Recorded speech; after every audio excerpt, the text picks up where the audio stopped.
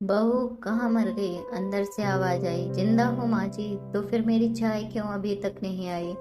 कब से पूजा करके बैठी हूँ, ला रही हूँ माँ जी। बहू चाय के साथ भजिया भी ले आई। सास ने कहा, तेल का खिलाकर क्या मारोगी? बहू ने कहा, ठीक है माँ जी, ले जाती हूँ। सास ने कहा, रहने दे, अब बना दिया है तो खा लेती हूँ। सास ने भजिया उठाई और कहा, कितनी गंदी भजिया बनाई है तुमने। बहू, माँ जी मुझे कपड़े धोने हैं, मैं जाती हूँ। बहू दरवाजे के पास छिपकर खड़ी हो गई। सास भजिया पर टूट पड़ी और पूरी भजिया खत्म कर दी। बहू मुस्कुराई और काम पर लग गई। दोपहर के खाने का वक्त हुआ। सास ने फिर आवाज लगाई, कुछ खाने को मिलेगा? बहू ने आवाज नहीं दी। सास फिर चिल्लाई, भूखे मारोगी क्या? बहू आई सामने, खिचड़ी रख दी। सास गुस्से से, ये क्या है? मुझे इससे नहीं खाना, ले जाओ। बहू ने कहा, आपको डॉक्टर ने दिन में खिचड़ी खाने को कहा है, खाना तो पड़ेगा ही। सास मुंह बनाते हुए, हाँ तू मेरी माँ बन जा। बहू फिर मुस्कुराई और चली गई।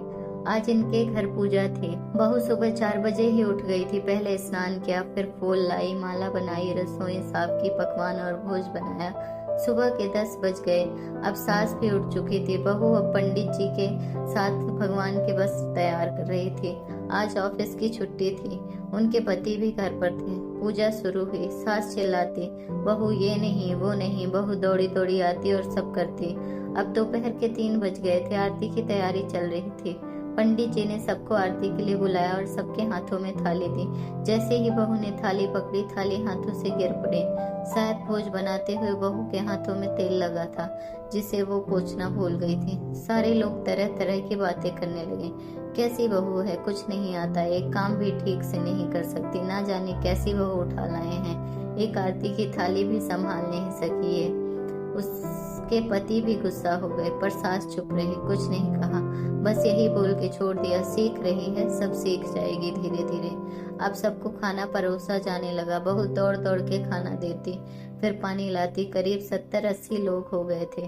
इधर 2 नौकर और बहू अकेले, फिर भी वहाँ सारा काम बहुत ही अच्छे तरीके से करती। अब उसकी सास और उसके आस पड़ोस के लोग खाने पर बैठे। बहू ने खाना परोसना शुरू किया। सबको खाना दे दिया गया। जैसे ही पहला निवाला सास ने खाया, तुमने नमक ठीक नहीं डाला क्या?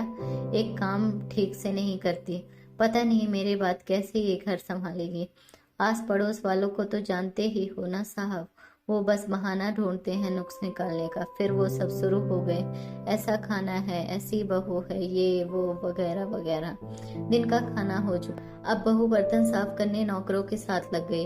रात में जगराता का कार्यक्रम रखा गया। बहू ने भी 1-2 गीत गाने के लिए स्टेज पर चढ़ी। सास जोर से चिल्लाई, मेरी नाक मत कटा देना, गाना नहीं आता तो मत गा, वापस आ जा।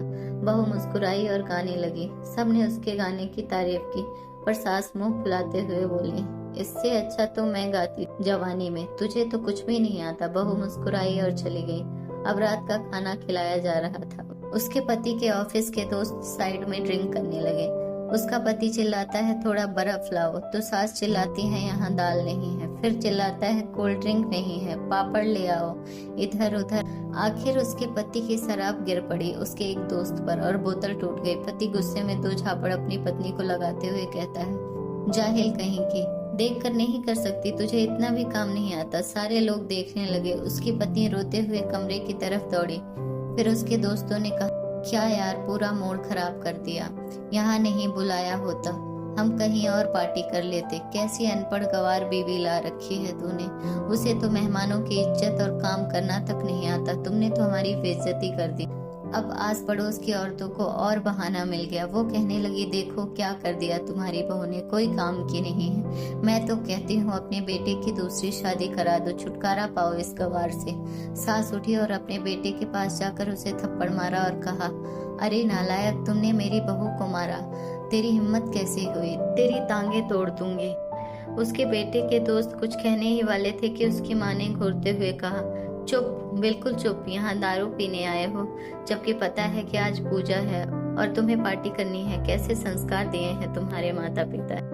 और किसने मेरी बहू को जाहिल कहा, जरा इधर आओ, चप्पल से मारूंगी अगर मेरी बहू को किसी ने शब्द भी कहा तो।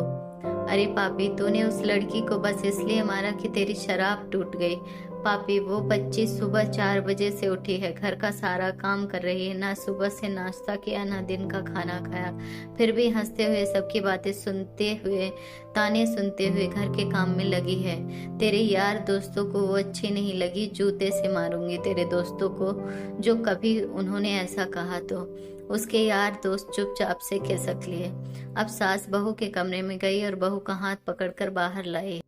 उसके सामने कहने लगी, किसने कहा था कि अपनी बहू को घर से निकाल के दूसरी बहू ले आना? जरा सामने आओ। कोई सामने नहीं आया। फिर सास ने कहा, तुम जानते भी क्या हो इस लड़की के बारे में? ये मेरी माँ भी है, बेटी भी है।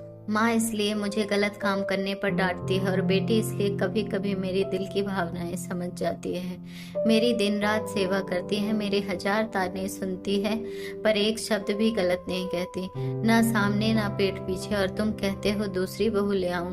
याद है ना छुटकी की दादी, अपनी बहू की करतूत? सास ने गुस्से से पड़ोस की महिला को कहा, अभी पिछले हफ्ते ही तुम्हें मियाँ बीबी भूखे छोड़कर घूमने चले गए थे। मेरी इसी बहू ने 7 दिनों तक तुम्हारे घर पर खाना पानी, यहाँ तक कि तुम्हारे पैर दबाने जाती थी, और तुम इसे जाहिल बोलती हो। जाहिल तो तुम सब हो जो कि कोयले और हीरे में फर्क नहीं जानते।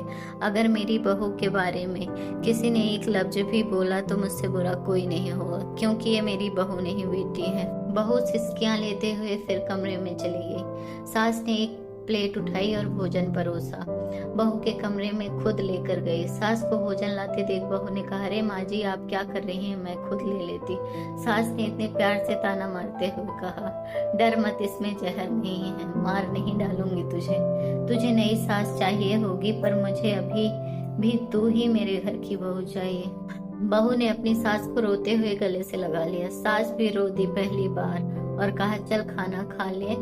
फिर मजाक करते हुए कहा, मेरे पैर दबाने चले आना, और ये ख्याल मन में मत लाना कि सास पैर बोलती है, किसी दिन मैं इसका गला दबा दूंगी, क्योंकि कभी मैं भी यही सोचती थी।